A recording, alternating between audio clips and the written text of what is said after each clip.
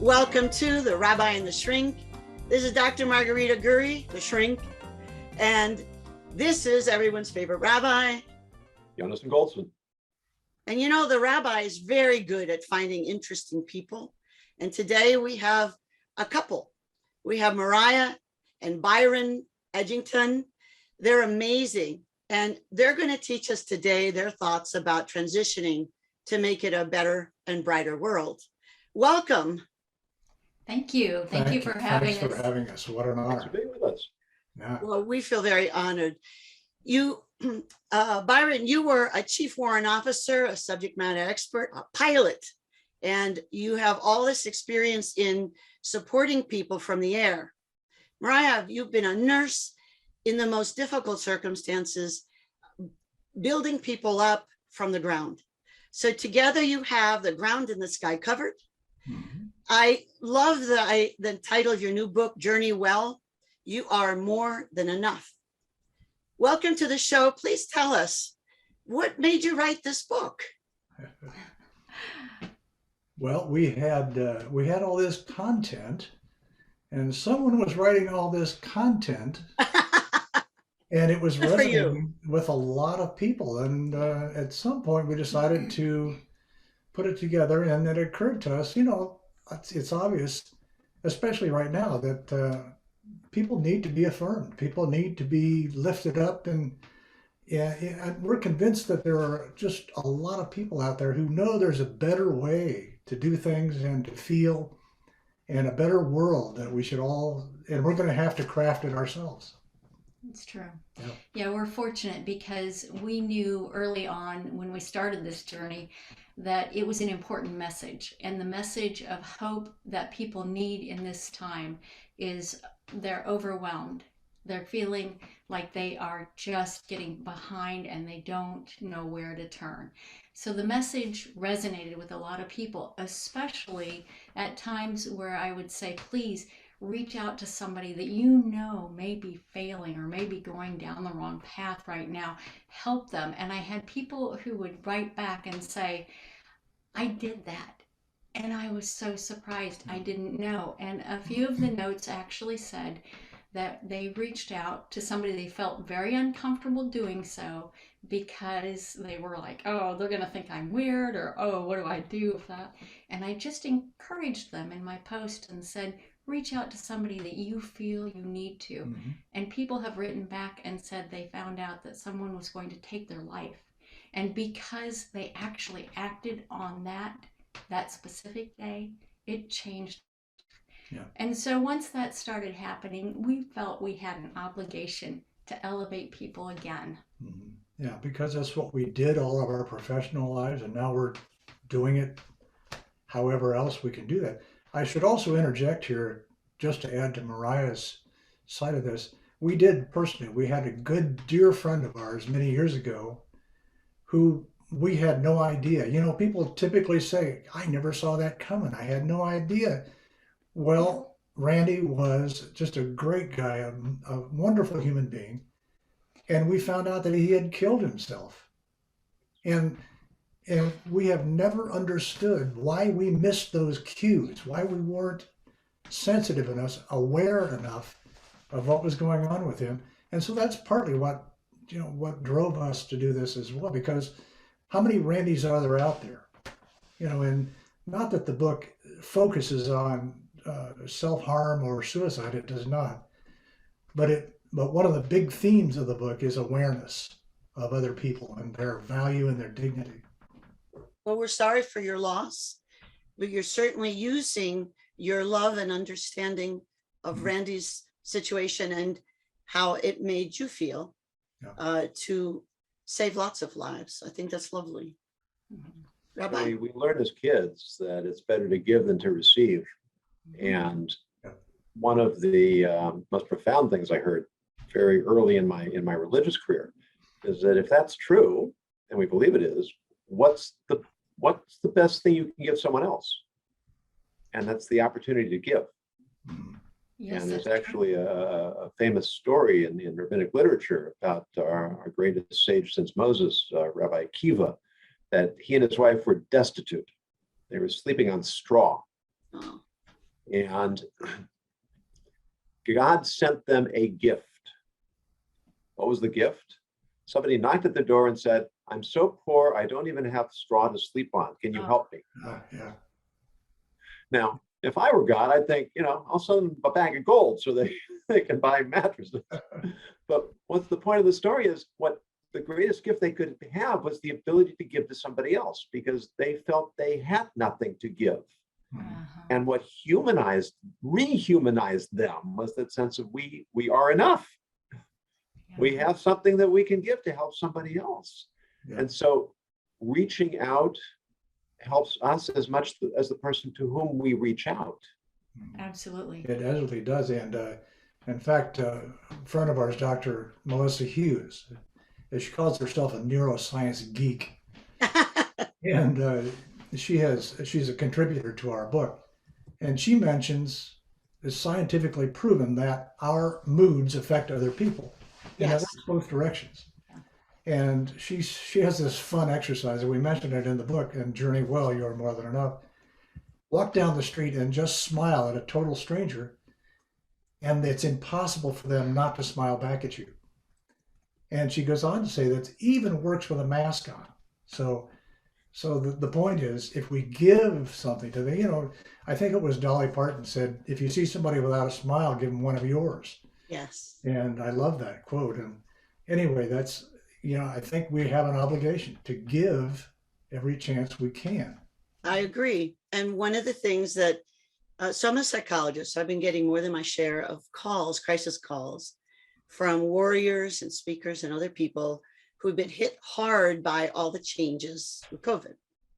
And so they feel they have identified themselves only by how they made money or by a certain lifestyle or ability to give back. Many of these very positive people who give suddenly feel, since they don't have the same method of giving, but what the rabbi and you all are saying is, let's say I'm totally tapped out. By calling one of you or anybody, I'm actually giving to them the ability to give to me. Yeah. And it's okay if I'm tapped out because I'm still part of that abundance, right? I love that. That is a wonderful way to describe that. Mm-hmm. Thank you. Yeah. Oh, thank you. I've just been struggling with so many people calling me with this. Yeah. It's part of why I was excited to have you on. That is insightful. Yeah. Well, the Dr. Melissa Hughes, we've got to have her on. And I think there's something called mirror neurons that unless we're totally within ourselves, whether it's because of drugs or alcohol or even like autism or whatever, and many people with autism do find a way to understand how other people feeling for sure, but maybe they don't mirror it. Maybe they know, and maybe they have empathy and whatever. But so sometimes people don't understand how their face is not participating in that sense of joy. And what you said with Dolly Parton, who's one of my favorite philosophers, has the idea of smile, even if that's all you can do. So what keeps people from knowing that they're enough? Well, I'm going to build on the mirror. Okay. I have an exercise that I teach people that is very unusual. Many people say this is so weird. They just initially, they're not able to even do this. But I believe that when we are able to love ourselves fully, when we give ourselves compassion and gratitude and respect, that changes how we appear to other people as well. And one of the exercises I teach people is something called mirror work that Louise Hay was the initial person who brought this forward. And it's where we look at our own eyes in the mirror and we say, I love you, and followed by your name. And the reason is because none of us initially, after society gets through with us from grade school and junior high, feel like we're good enough anymore and that we're judged. So we must judge ourselves. And of course, you've heard that called imposter syndrome and inner critic, and we really internalize all these things. But when we can become familiar with our own self, and in Journey Well, You Are More Than Enough, the book and the guidebook, I talk about how to use mirror work to build yourself up again. Look at yourself and claim your worth by saying, I love you and your name. And then you can go on and you see your face, you see your expressions, you begin to understand that you are a lovable person, you are a vital part of the community. Even if, like you had said, Doctor, that I need built up and I need to call a friend, give them the gift of supporting me. Mhm. And now I'm going to use that, by the way, because I think that's brilliant. When we interact with each other, then we can build our sense of worth, know that we are more than enough. And that's how we begin to heal. So let me give you a pushback from the people that I have had the pleasure of working with. Okay. But I'm not good enough. I'm doing a lot of bad things. So, and that's the mindset that somehow we have to be perfect, that we can't be human and imperfect. But let's say I've done something really bad, super bad, have an affair with somebody. I'm still having the affair. I've killed somebody. I've stolen money, whatever, right? Did I, so how can I be good enough if I've done those things? Yeah. Yeah, and I don't want to be simplistic about it, and I'm certainly no expert in this field, but I've heard people say, and I believe it, you're not the worst thing you've ever done in your life. And so one of the things we try to bring out in Journey Well, we try to focus on looking for the good in people, looking for the good in yourself, looking at all the people whose lives you've touched in a good way. And, unless you're younger than 5 years old, that describes a lot of people because, once you join in the whole mass of humanity, we touch people every day. And we do so, I'm going to go out on a limb here and say 90% of our interactions with other people are positive. So why do we ignore all that and focus on the negativity? Sure, it could have been a really horrific thing, but you're not the worst. You're not that thing. And there's so much more going on there. And there is a skill in identifying that, I think. And sometimes it takes professional help. But we try to bring that forward. We try to focus light on that particular aspect of being human in this book. Yeah. There's something about human nature that we just hone in on the negative. Mm-hmm. And an exercise will show up. Here's a piece of paper with one little dot on it. What do you see? I see a dot. Well, what about the rest of the paper that's all white? Yeah. I've got one little hangnail and completely obsessed over it. Yeah. And the rest of my body is just fine. Yeah. And we have to make a conscious decision to focus in on the good. And I pointed out before that in Hebrew, the term for gratitude is hakara satov, which literally translates as recognize the good. Recognize the good. You pay attention to the good, you'll see it. If you see it, you will feel gratitude. If you feel gratitude, you will be much more at peace with your life. And what you were saying, Mariah, earlier, that if I can change my outlook to the point where I'm now projecting goodness, pleasantness, happiness, rather than angst and anxiety and stress. So now anybody I come in contact with is going to have the opportunity to mirror my mood. Right. That's right. So by working on my own mood, I'm actually helping other people work on their moods and vice versa. And we can create a virtuous circle. That's right. Where we're all supporting each other without really any conscious action at all. It's absolutely true. Yeah, and as an addendum to that, I would say that, and this sounds a little simplistic too, and again, I'm not going to get into horrific tragedies that in people's lives, but we claim in the book that the mistakes, people call them mistakes or missteps or whatever we call them, they're all lessons. Yes. And if we can start looking at them as lessons, and some of those things are the very reason that we are here today and doing what we're doing. And so there are good things in all of them if you look for them. And sometimes there's not. Sometimes it's just, especially when we know what's going on in the world with the acts of violence that happen, However, if there's someone who finds the book, or Journey Well, You're More Than Enough finds them, Yeah. then there's a reason for that. And we want them to know that that's in their past, and we can't drive the boat from the wake. We need to move forward. I love that. You can't drive the boat from the wake. No. And I'm not going to take credit for that. That's from Dr. Wayne Dyer. Yeah. Oh, that's great. Yeah. I'm really privileged to have studied under some really amazing people throughout my spiritual journey. And I'm grateful for each piece of information and wisdom that has come from that. I'm able to use that to share with others to build them up too. And I'm sure they're grateful to have you be part of that chain of getting that message out. Yeah. I think that's wonderful.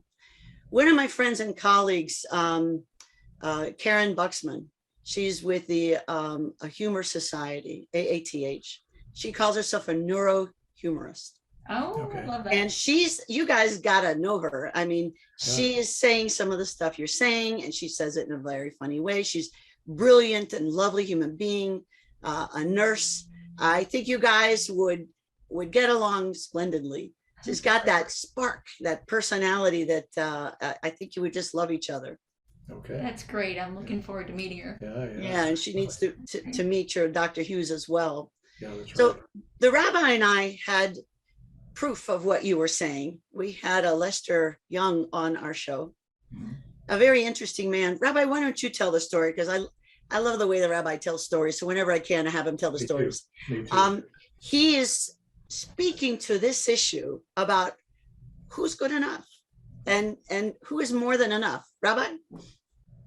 Yeah, well, the episode just went live, and I discovered him on LinkedIn and was just so overwhelmed by his story. He was 19 years old when he was involved in a drug deal that went wrong, and he killed a man. Hmm. And he was sentenced to life imprisonment. Yeah. And when he got in, he had inadequate education, but the prison chaplain reached out to him and encouraged him to read. He didn't read well, and so he wasn't interested, but the chaplain persisted, and he started to read, and he discovered that there's wisdom in those books. And he became motivated, and he saw a message that resonated with him that he could put into action. And then other inmates started noticing that he had something to say. And he started teaching classes in the prison courtyard or exercise yard. And he eventually had hundreds of inmates around him listening to him teaching, and he would give them assignments. He served 22 years before he was released. Wow. Since he made peace with the family of his victim. Yeah. And he is now an advocate for prison reform, because it's a tiny percentage of convicts who have his kind of experience where they really emerge. I mean, we call these institutions correctional facilities, but their record's not real good. No. Yeah. But his story is so inspiring to me because it's a story of true redemption. Mm-hmm. He really did just about the worst thing a person could do. But he was able to change himself and take that experience and turn it into something positive, make true amends, and now incorporate that into what you said about our mistakes, our opportunities.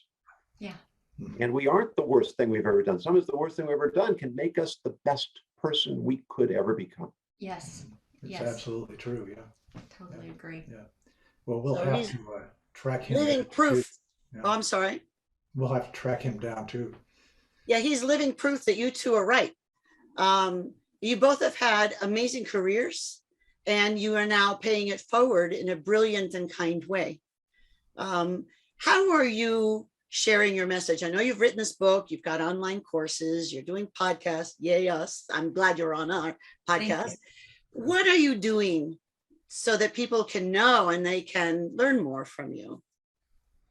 You know, one of the things we try to do, it's not always easy, but we try to live the message ourselves And just, That's evident actually in your faces. oh, good, thanks. Yeah, we kind of joke about this fact that we're the brand. That's kind of, I don't want to commercialize the whole thing, but if we can get the word out, that's all the better. That is the important thing. That's the It's important true. thing. Yeah. There's a So- Spanish saying about partners. You can tell the countenance of the person by, or the measure of the partner by the countenance of their partner, right? Okay. Yeah. Would you And do they that often same say way? it for husband and wife, but I think if you look to who's around us. So Okay. that's one of my questions then. Uh-huh. Can we find that better life if we're still surrounding ourselves with people who are harmful to us? And I know you're not shrinks, but you guys are wise. So from your wisdom in the field, can we do this? Yeah, very good question. It is a good question. And it's interesting because it depends on how close you are to that person that is harmful, or you've all heard the word toxic. And we can distance ourselves from some people. And then there's some people that aren't as easy to distance ourselves from. For example, if it was somebody that you're married to, or a parent or a sibling, and you feel like you have to stay connected. Yes. Personally, I've had relationships of close people where I've had to put some distance and boundaries in and around myself. And the way I was able to do it was by simply saying that this is uncomfortable for me to speak about. And if we continue to speak about it, we will not be able to do that well. And I said, I'm not upset with you. I am not trying to change you. But for my own personal benefit, I'm going to have to hang up, and I'm just explaining to you, I'm not hanging up on you. I am just setting a boundary that I'm not comfortable speaking about that any longer. Mm-hmm. And so thank you for understanding that I'm hanging the phone up now. And that was one of the toughest things I did because it was a close person in my life. And it went on for, I don't know, a couple years that I would just stop the conversation Yep. and say, here we are at that crossroad again. Mhm. And I'm sorry, but I still love you. And I just cannot speak about this. And I'm hanging the phone up now and do it. So that took a while, and it was not easy. It was very uncomfortable because I'm a people pleaser, and I just needed to start protecting myself and honoring myself first. And oddly enough, that person and I came back together with an understanding that that's called self-respect and self-love. So something that the rabbi talks about a lot is boundaries. But one thing, as a psychologist, when we set a boundary and explain it like that with someone else, some people receive it, other people don't. Right? But it isn't just for ourselves. When you set a boundary about something that is not lovely, you're actually defending their happiness as well. Sure. You're carrying the load for two. Yeah. So rabbi, boundaries. Boundaries. Yeah. We've mentioned before that the Hebrew word for rebuke shares its root with the word for validation. When I rebuke you, it means I believe in your capacity to do better. I like Interesting. that. Interesting. Yeah. So the sages say, love rebuke. Of course, the reality is we don't love rebuke because we take it personally. And what you're demonstrating, Mariah, is a way where you're taking on yourself, saying, this is my boundary. Mm-hmm. And I'm not prepared to cross my own boundary. Yeah. And by doing that, you're modeling that you are true to your core values Right. and what your core values are. Yeah. Yeah. And that can only have a positive effect. Not that everybody's going to get it, Right. but the people who value you, who value the relationship with you, they're at least going to be forced to consider. Yeah. I want to have a relationship with somebody. What am I going to have to do to make that work? I mean, I constantly quote Jim Rohn, who says, you are the average of the 5 people you spend the most time with. And then there are so many facets to that. Because if I want to be accepted in company that's worthwhile, I have to be worthy of their company. exactly right. Yeah. Yeah. And that sets the bar higher for me, which in turn sets the bar higher for people around me. Mhm. And so, Mariah, you were being a leader in helping create a better life for yourself and for those 5 people you hang with. You were also defending your relationship with your husband. Because I believe that when we are pushovers and continue to allow other people to set the tone for us, we're harming everyone. Mhm. It's true. That's true. Yeah. In fact, we have a whole chapter in Journey Well, You're More Than Enough. In fact, the title of the chapter is Boundaries. Yes. Where we talk about the dignity that those boundaries provide you and how easy it is to just ignore your own boundaries a lot of the time. And I don't want to generalize, but I think that's probably more true of women than men. I don't know. I would agree with you. Yeah.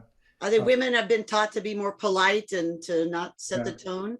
Yeah. Luckily, I think we're doing better at setting the tone in a variety of kind ways. Leadership has improved in women, and we're more allowed to speak our mind without people calling us names. And even if they do, we do a better job of doing it anyway. Good. Yeah. I think that's lovely. And the real talent is to be able to do it in a way where it will not be seen as confrontational Right. or dismissive Right. or sanctimonious, Mhm. but in a way that allows for the message to be heard. Mhm. Right. Because that's part of ethics too. It's not just what I say, it's how I say it and taking into account how it's going to be received. Well, that's no fun. You mean I have to be accountable for what I say and how I say it? There's no fun in that, Rabbi. No. We're not here to have fun. Oh, all right. And it also comes back, and speaking of ethics, I think, and the rabbi can speak to this better than I do, but I think it's more ethical. The more aware we are and the better listeners we are, I think the closer we get to having an ethical relationship with other people. And I mean, that sounds like kind of a fuzzy concept there, but I'm sure Yonason, you can speak to that better than I do. But I think we have an obligation to other people to be aware of their boundaries. So it works both ways. Yeah, certainly we've said that the E in ethics is empathy. And that means we have that awareness. We have a responsibility to cultivate that awareness, Right. Because we want it from others. And so it's incumbent upon us to show the same consideration to them. Absolutely. Absolutely. Yeah. Mhm. Wow. Wow. Yeah. A lot to think about. I know. I love this journey that you're on. You're certainly journeying well, aren't you? Well, we're trying. Yeah. Yeah. So what are the next adventures in mind for you all? Well, one of the things I should mention, I suppose, is that we see Journey Well, You Are More Than Enough as kind of the flagship, if you will. It's going to be a series, Cool. and we have in mind 3 or 4 other titles because our main purpose really is to help people, to give people some affirmation so that they know. I should explain a little bit more about the subtitle, I suppose, because we hear all our lives, oh, you're okay, you're doing fine, you're doing okay, you're enough. But our take on that is different. We think people are more than enough. And the word more can't be defined. It's kind of like soon or someday. You can't define it. And so we chose that subtitle because you can't define more. It's limitless. And so we intend to add to the number of titles, and we already have 2 or 3 in mind that are going to be coming very soon. And by the way, I guess we should mention too that Journey Well, You Are More Than Enough will be published very, very soon. And I'm going to do this because Well, I tried to buy it and couldn't. no, it's not available yet, but it will be Yeah. very soon. Yeah, Would you do us a favor and send us an email when we can buy it? absolutely. Yeah. And you absolutely. can go to our website and you'll be able to sign up to be notified Yeah. when it does get Oh, I missed that. I will check on that. yeah. Yeah. And Well, Byron, you put me in mind of one of my favorite quotes. It's from Rabbi Moses Sofer, who lived in the 1800s in Europe. And he said, "You don't have to change. You simply have to uncover the person you truly are. Absolutely. Mhm. Love that. And I think that really speaks to your message that we are, and it addresses the question you asked, Doctor, right?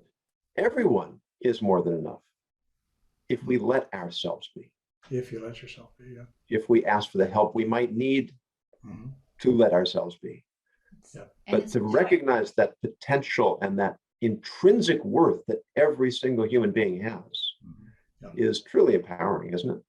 it is. It is empowering, and it's interesting when you realize that our life is full of abundance already and can be even more abundantly full when we make different choices about the awareness that is around us. So our decisions are impacting our lives every day. And when we realize I do have a choice to make a better life and find steps and people, that the 5 people that you surround Yeah, yourself with yeah. and others that can help lift you up and elevate you, that is when your life can change in a very important way. How have your lives changed since you've embarked on this amazing mission and journey? So much. Wow, yeah, Yeah. gee. Yeah, well, I guess I could actually say that I have become a lot more aware of, for example, a lot more aware of the interaction, because I really do believe that our brains believe what we tell them. And if we tell them good things, then we're going to find good things in our lives. We're going to gravitate to positive people if we act that way and convince ourselves that that's what we want. And the opposite is obviously true as well. And so that's one of the ways that I have noticed a change in myself. I'm still a work in progress, but I've noticed that in myself. Yeah. And for me, it is amazing to me to realize when you open yourself up to good things like you two, Doctor and Rabbi, have come into our life Yeah. in Aw, many thank you. ways. And our paths would not have crossed had we not embarked on this journey. And so I want to thank you both for this opportunity to Yeah. meet you, because you are very important people in our journey. You are more than We- enough. We feel the same about y'all. Yeah. Let me interject something here. That's something else that we have had affirmed for ourselves is that we've been expats. We've expated twice and just now moved back to the US to be with Mariah's mom, my mother-in-law, during the pandemic, because she's now 91 Wow. and she's living alone. And so we came back, we left Medellin, Colombia, where we were living, and came back to take care of mom. And every time we have become expats, we have had to give away everything we own, basically. As in fact, we moved one place, we moved by UPS. We had that little, so we've given away cars and bicycles and Wow. bedroom sets. We've given everything away. Call us next time you're moving. Yeah. We're just going to say the same thing, Rabbi. But the upshot of the story, of course, as you probably know already, every time we've given all this stuff away, we always get more back. Abundance. It's called abundance. And, It is. you know, we neither one of us believe in a zero-sum world. We just don't. It's just not true.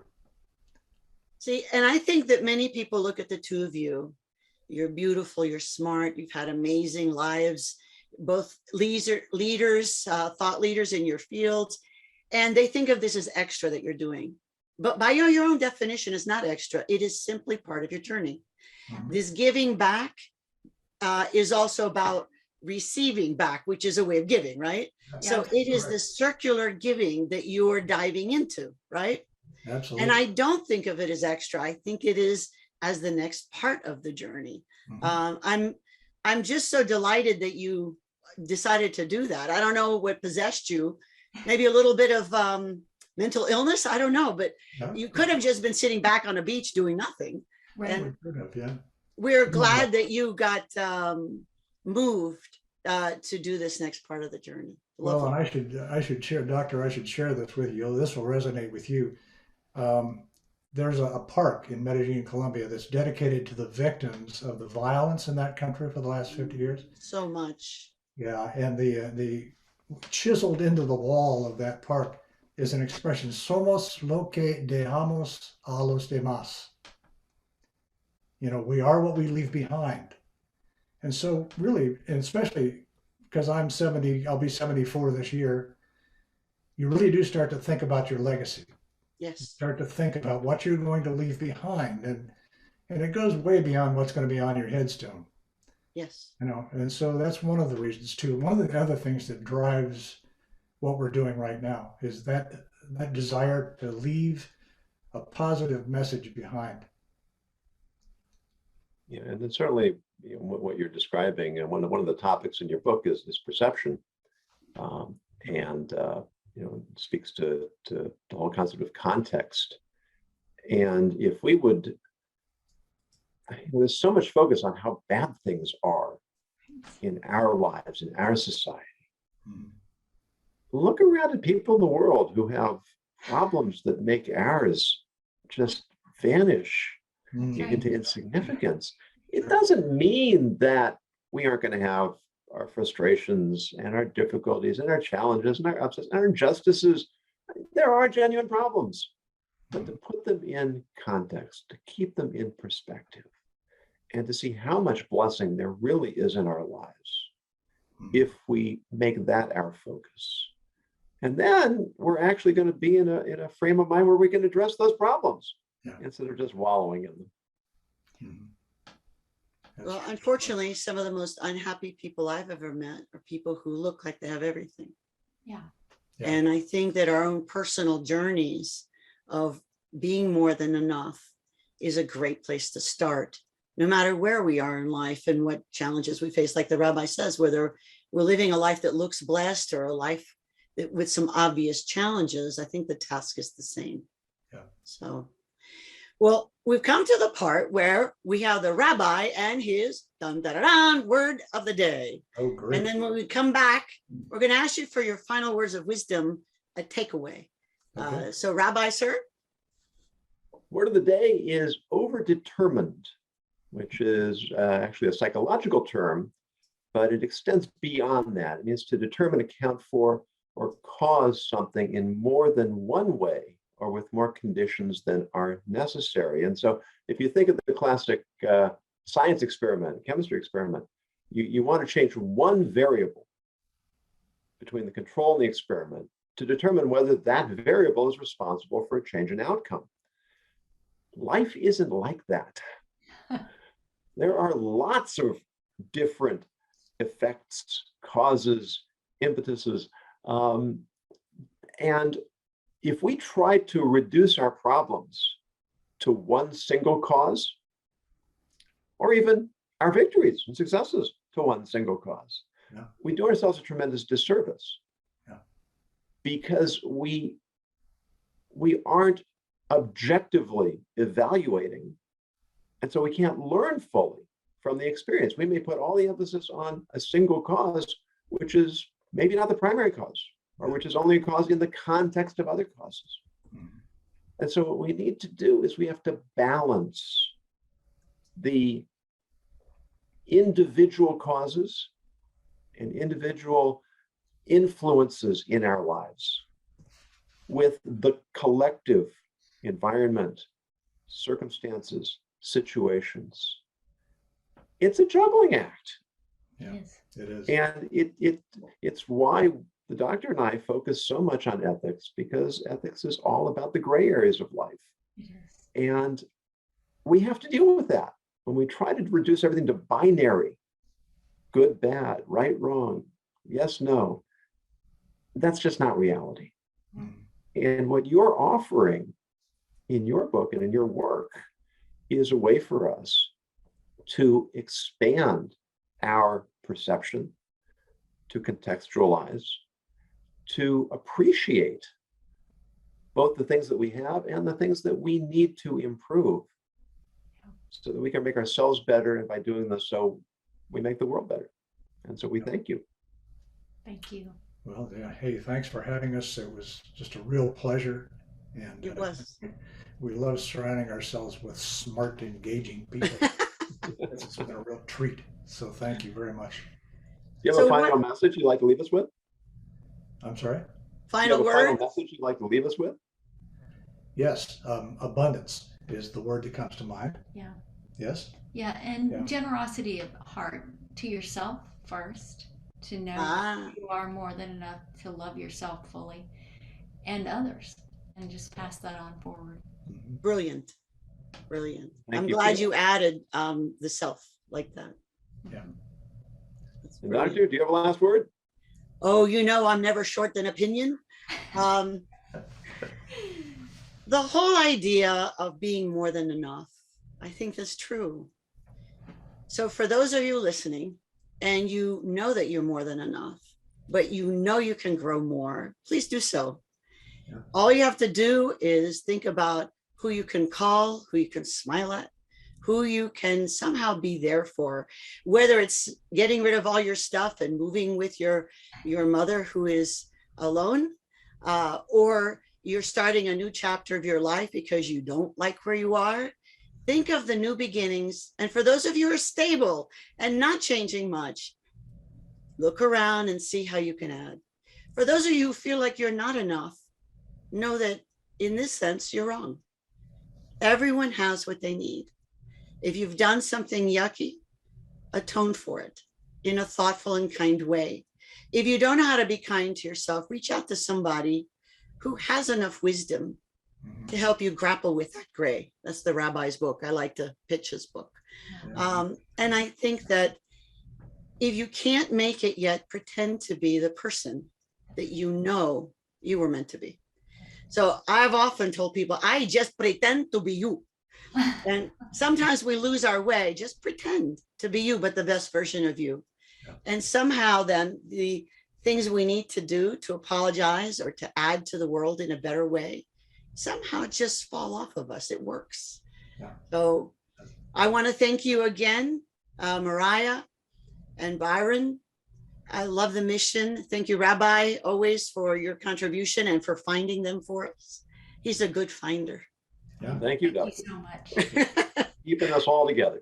Oh, it's my pleasure. Thank you, Uh, Doctor, and thank you, Rabbi. We Yeah. really appreciate Like the this. connection. Yeah. Thank you. If we can be of service, please check us out, podcast at the Rabbi and The Shrink.com. We'll see you at our next episode. And please know that you are indeed more than enough. Thank you all and be well.